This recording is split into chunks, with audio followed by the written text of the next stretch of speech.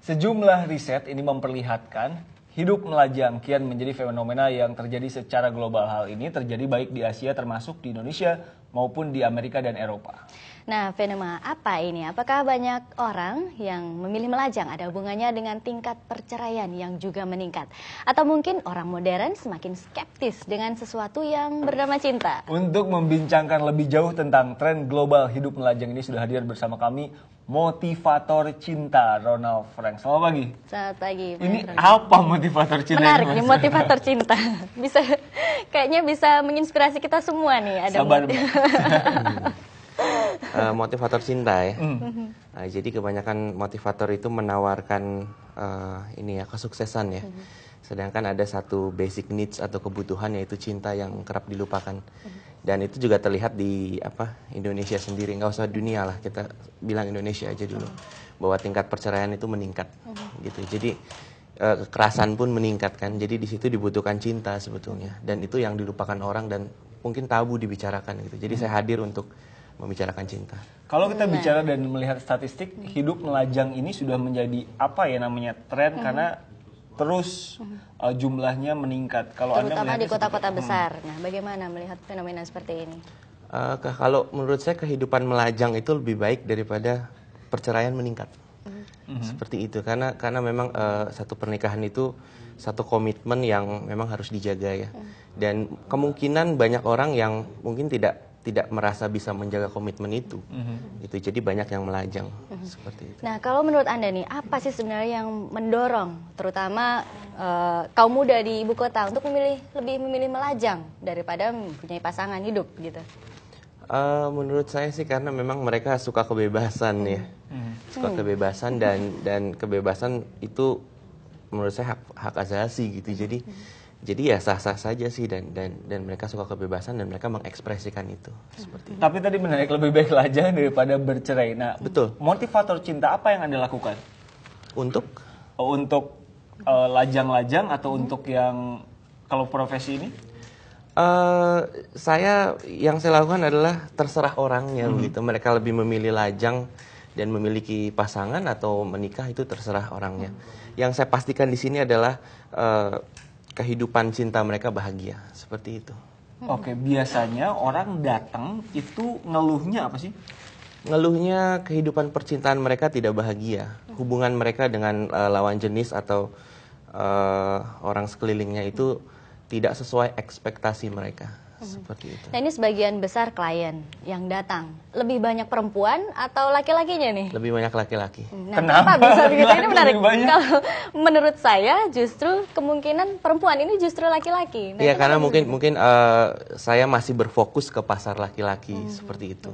Nanti juga akan berfokus ke pasar perempuan karena perempuan ini lebih krusial. Kalau laki-laki kan dia bisa take action ya. Kalau perempuan kalau take action kan mungkin agak sedikit tabu ya, dia harus sedikit jual mahal. Apa yang dikeluhkan ya kaum laki-laki? Mungkin keluhannya sama dengan Riko. Sebetulnya yang dikeluhkan laki-laki dan wanita sama saja ya. Mereka ingin sesuatu yang mereka pikir itu bagus gitu. Mereka kalau laki-laki kan mereka tidak pede seperti itu. Mereka ingin bicara dengan wanita, mereka malu. Pada dasarnya sih semuanya mengerucut ke satu hal, takut penolakan. Takut penolakan, gimana supaya nggak ditolak? Nanti benar nggak sih, Riko? Saya sih enggak, tapi pengen tahu juga nih rahasianya apa. Tetap bersama kami, usai jeda.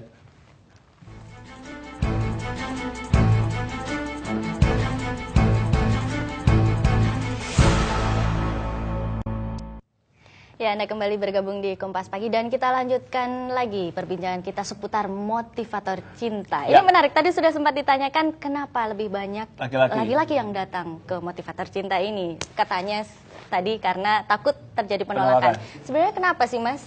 Apa yang membuat laki-laki itu takut ditolak? Gitu ya, Riko ya? Gimana, Mas? Jadi laki-laki tuh punya satu mindset atau pikiran ya, mereka tuh bukan pria kalau tidak dapat memenangkan permainan cinta seperti itu. Jadi mereka akan melakukan apapun demi untuk mendapatkan cinta gitu.